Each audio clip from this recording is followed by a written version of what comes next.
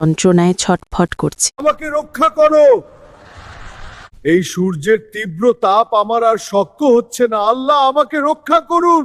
অদ্ভুত দৃশ্য। একটি গোল রুটির মতো বস্তু কখনো তার মাথায়, কখনো বুকে, কখনো পায়ে ছায়া দিচ্ছে।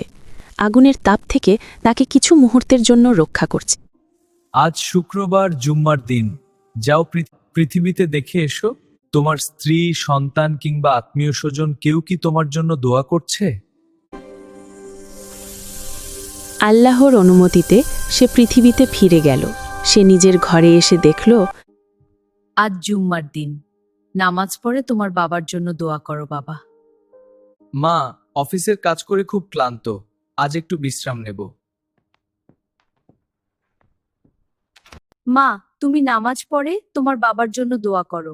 আজ কলেজ ছুটি, আমি বন্ধুদের সঙ্গে ঘুরতে যাব। এই দৃশ্য দেখে হায় আফসোস, জীবিত থাকতে আমি এদের জন্য কত কষ্ট করেছি।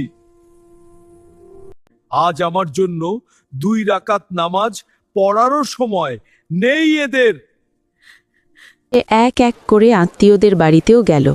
কেউ ব্যবসায় ব্যস্ত, কেউ আড্ডায় মগ্ন, কেউ মোবাইলে ডুবে আছে। কিন্তু হ্যাঁ, সবাই এখানে জড়ো হয়েছে, খুব মজা হচ্ছে। হ্যাঁ, তুমিও আসতে পারতে। আর কবরের পথে ফিরে কেউই এলো। আমাকে মনে কবর করলো না, সবাই যার যার কাজে শেষেই ব্যস্ত।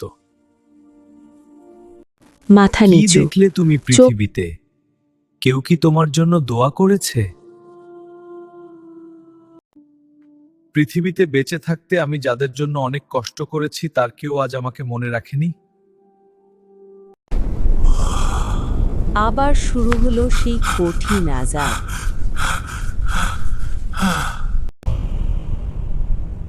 কিন্তু হঠাৎ করে আযাব ধীরে ধীরে কমে যেতে লাগলো।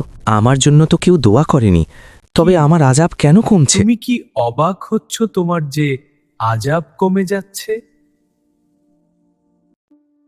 আমার জন্য তো কেউ দোয়া করেনি, তবে আমার আযাব কেন কমছে? আর ওই বস্তুগুলো কি যা আমাকে ছায়া দিচ্ছিল?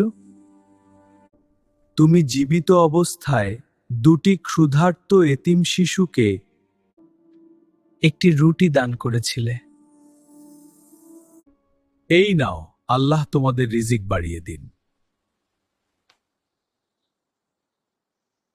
সেই দান করা একটি রুটি তোমাকে সূর্যের তাপ থেকে ছায়া দেওয়ার চেষ্টা করছিল। তা বুঝলাম, কিন্তু এখন হঠাৎ করে আমার আযাব আরো কমছে। এর কারণ কি? তুমি জীবিত অবস্থায় এক এতিম ছেলেকে তুমি একটি কোরআন শরীফ কিনে দিয়েছিলে। এটা পড়ো, আল্লাহ তোমাকে হেদায়েত দিবেন। সে যখনই সেই কোরআন তিলাওয়াত করে, তার সওয়াব তোমার কাছেও পৌঁছে যায়। এই কারণেই তোমার আযাব কমছে। দয়া করে আল্লাহ তাআলাকে বলুন, আমাকে আবার পৃথিবীতে পাঠানো হোক। আমি আমার সমস্ত ধন সম্পদ গরিবদের মধ্যে দান করে দেব। এখন আর ফিরে যাওয়ার সুযোগ নেই।